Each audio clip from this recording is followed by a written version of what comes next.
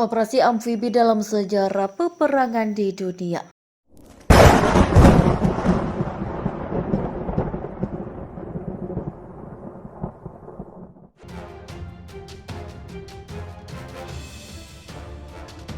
Ciri pokok operasi amfibi adalah serangan dalam pengerahan kapal perang yang juga bisa didukung oleh pesawat terbang. Tujuannya adalah untuk mengamankan kawasan pantai yang akan didarati. Sesudah dirasa cukup aman, maka pasukan pendarat diturunkan dari kapal dengan perahu atau tank amfibi yang dapat bergerak di air maupun di daratan. Pasukan pun didaratkan untuk merebut pantai tumpuan dari tangan musuh.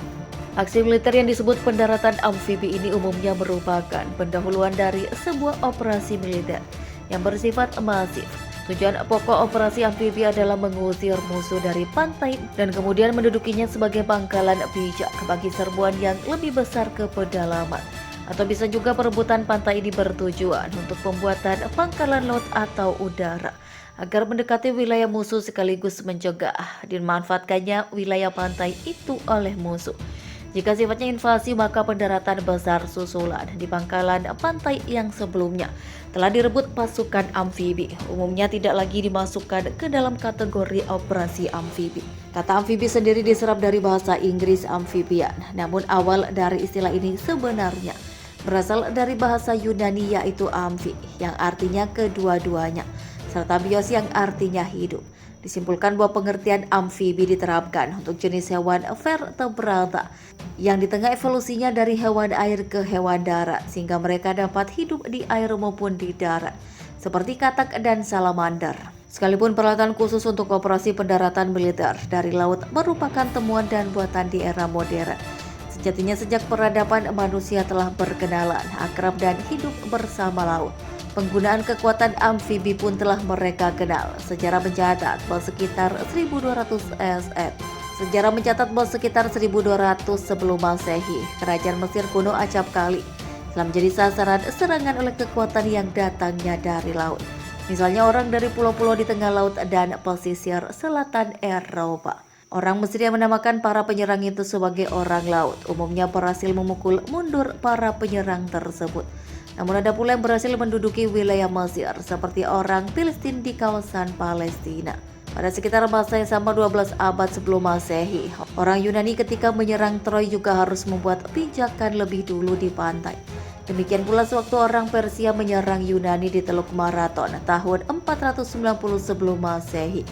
Begitu berhasil mendarat, mereka harus segera membuat pangkalan pertahanan. Bangsa Romawi juga banyak memakai cara pendaratan amfibi untuk menaklukkan daerah-daerah seberang lautan.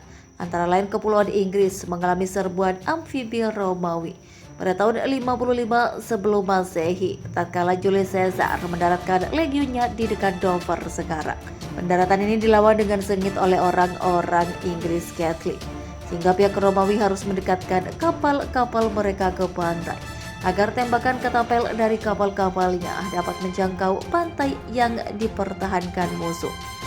Bagi Inggris, serbuan dari laut ke daratannya kemudian terjadi berulang kali seperti invasi orang Saxon, Viking, dan Norman. Namun pengetahuan dan kemampuan tentang peperangan amfibi ini tidaklah hanya sebatas pada orang-orang Eropa.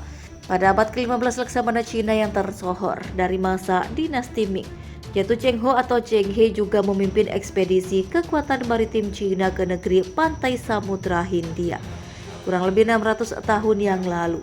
Pada bulan Juli 1405, armada raksasa pimpinannya yang terdiri dari 317 kapal dan hampir 28.000 orang mulai melakukan pelayaran pertamanya dari 7 kali pelayarannya dalam kurun waktu antara 1405 hingga 1433.